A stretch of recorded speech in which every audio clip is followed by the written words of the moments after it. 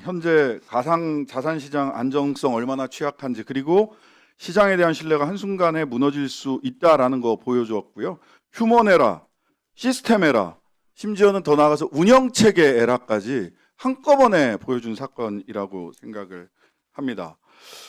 금감원장님하고 금융위원장님 말씀 쭉 들었는데, 금감원장님 사전 점검 사례가 있는지 없었던 것으로 저는 알고 있는데요. 없었다면 그 이유가 뭔지, 그리고 향후 사전 점검 계획을 구체적으로 좀 말씀을 해주셔야 될 것 같아요. 그냥 전부 다 추상적이고 일정이 안 나와 있어서 뭘 언제 하겠다는 건지 잘 모르겠어서 나중에 한꺼번에 답변 주시고요. 부위원장님께서도 제도 미비 이야기 하셨어요. 그리고 그래서 제도 미비를 개선해서 대책 세우겠다라고 하는데, 이것도 그 일정이나 구체적인 계획은 조금 제출이 안 돼 있어서 그 부분을 조금 말씀해 주셨으면 좋겠고요. 이재원 대표께 질의 드리겠습니다. 이재원 대표를 비롯해서 가상자산 거래소들, 해외 거래소 들먹이면서 우리 민간 사업자한테 규제 자꾸 하려고 하지 마라 라고 얘기하면서 온갖 대관 업무하고 언론에다가 얘기하고 하는 거 수없이 들었습니다. 앞으로 그런 주장 하지 마셔야 될 것 같아요. 사과를 하시려면 준금융기관 내지는 금융기관과 같은 규제를 받아야 된다라고 생각을 한다라고 금감원장님도 말씀을 하셨잖아요. 그냥 추상적으로 아이고 제가 다 잘못했습니다가 아니라, 이제 빗썸 같은 곳이 자산 거래소가, 가상자산 거래소들이 금융기관 수준의 규제를 받겠다라고 얘기를 해야 진짜 사과예요. 제대로 된 사과를 안 하고 계시는 겁니다. 소비자 보호와 관련된 규제, 이제 무슨 뭐 해외 사례 어쩌고 저쩌고 들먹이지 않고 받겠습니다. 그리고 내부 통제에 대한 규제, 금융기관과 동일하게 받겠습니다. 위험관리 체계 규제, 내부 위험관리 체계 규제, 금융기관과 동일하게 받겠습니다. 이게 진정한 사과입니다. 귀에 듣기 좋은 소리 하는 게 사과가 아니라고요. 저는 이재원 대표께서 지금 제 질의 끝난 다음에 제 말씀이나 여기 와 계신 분들의 뜻이 대부분 동일할 겁니다. 이와 관련해서 금융기관과 동일한 규제를 받겠다, 그건 못하겠다, 우리는 여전히 민간 사업자니까 해외 사례대로 해주세요, 이렇게 얘기할 건지 입장 분명히 밝히셔야 된다고 생각하고요. 밝히셔야 됩니다. 예, 그게 진짜 사과예요. 사과하시려면 제대로 하셔야 돼요. 고개 숙이는 게 사과가 아니라고요. 저는 이 사건 보면서 사전, 그리고 이 진행 과정, 사후 대책, 그다음에 피해 구제 모두의 문제점이 있었다라고 보는데요. 첫 번째, 국민들이 궁금해하는 거예요. 다음 슬라이드 좀 넘겨주십시오.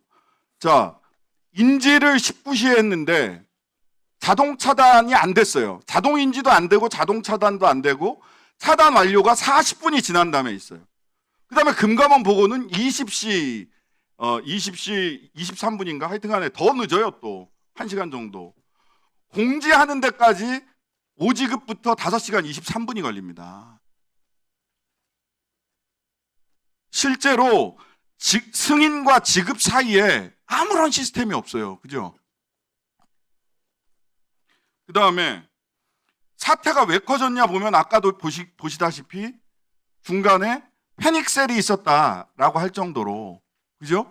보고와 차단과 보고, 이런 차단 완료와 보고 요 사이에 패닉셀이 있었다라고 스스로 인정하시잖아요. 그죠?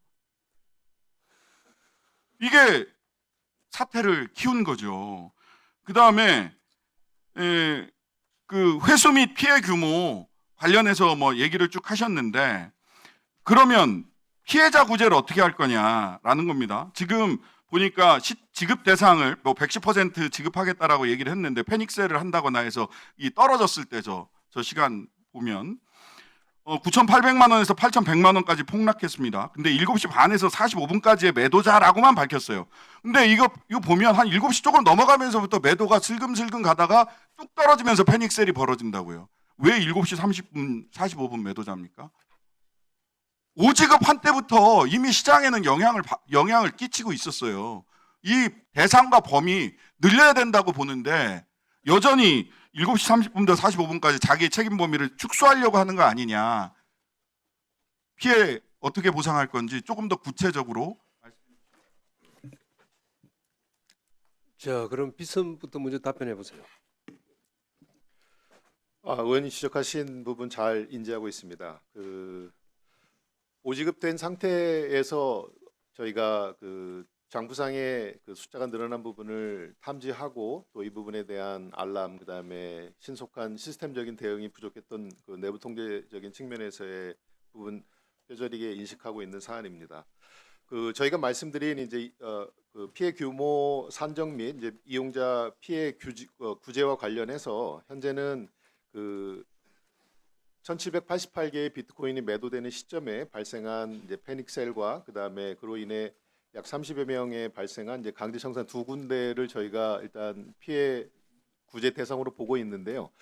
현재 감독원과 함께 점검 그리고 검사 상태에서 좀 더 상세한 내용을 들여다보고 있고, 추가적으로 말씀드리면 저희 고객센터를 통해서 접수되고 있는 다양한 민원들을 통해서 좀 더 폭넓게 피해자 구제와 관련된 범위를 설정하고 완료해 나가도록 노력하겠습니다. 자, 이 금융기관 수준의 규제를 받겠다는 게 진정한 사과다 그런데 거기에 대한 입장을 말씀해 주세요. 네, 저희가 특정정보금융법 그리고 2024년도 7월 19일 날 적용된 이용자보호법 이 두 개의 이제 중거법으로 저희가 지금 사업을 운영하고 있습니다. 말씀하신 것처럼 정말 이제 금융회사에 준하는 내부 통제를 저희가 목표로 계속 진행해 오고 있고, 또 지금 이제 기본법이 준비가 되면서 저희도 그러한 이제 규제 하에 사업을 진행할 부분에 대해서 만반의 준비를 하고 있습니다. 말씀하신 것처럼 금융산업 또 금융 서비스 업자에 준하는 그러한 규제와 또 감독 그리고 내부 통제 등의 여러 가지 요건들을 충실하게 갖출 것을 약속드리겠습니다. 자, 우리 금감원장님, 네. 신장식 의원님 지적한 사전 점검 사례라든지 네. 이런 계획에 대해서 좀 이야기해 보시죠.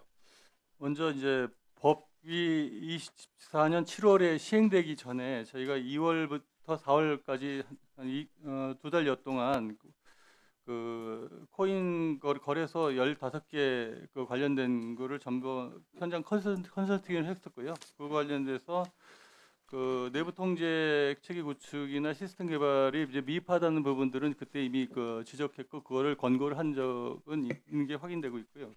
그다음에 25년 하반기에 업계하고 TF를 구성해서 가상자산 사업자 시스템 운영 및 관련된 모범 기준을 좀 제정해가지고 했는데 이 부분에 관해서도 전산 시스템 고도화 관련된 부분을 좀 요구를 하곤 했었는데 이게 이제 아마 빗썸 같은 경우에는 고도화 작업을 하고 있다는 얘기를 하고 있는 건데 이게 상당히 늦어진 건 사실인 것 같습니다. 그래서 업비트 같은 경우는 이미 그 부분을 좀 상당 부분 보완해서 현재 5분 수준으로 지금 운영하고 있는 그런 상황으로 알고 있습니다.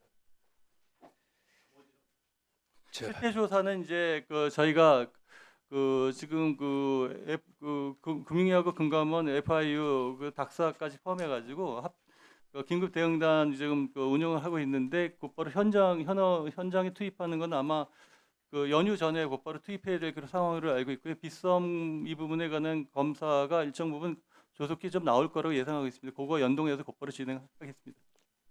자, 그다음에 우리 부위원장. 예, 지배구조법 제24조에 보면 이제 상세한 내용들이 만들어져 있습니다. 그래서 금융회사와 거의 동일하게 준하는 수준을 넘어서 거의 저는 동일하게 해야 될 것 같고 2단계법은 저희가 굉장히 속도를 내겠습니다. 그런데 그 법이 시행되기 전이라도 지금 내부 통제 기준이 잘 마련되어 있습니다. 그 기준을 사업자들이 실제 이행할 수 있도록 그렇게 지도 감독을 해 나가겠습니다. 자, 마무리하세요.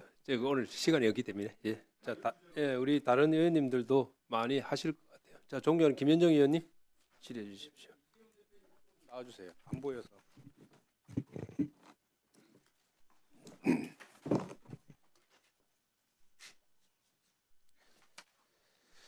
네, 지금 이번 이 사건은 단순한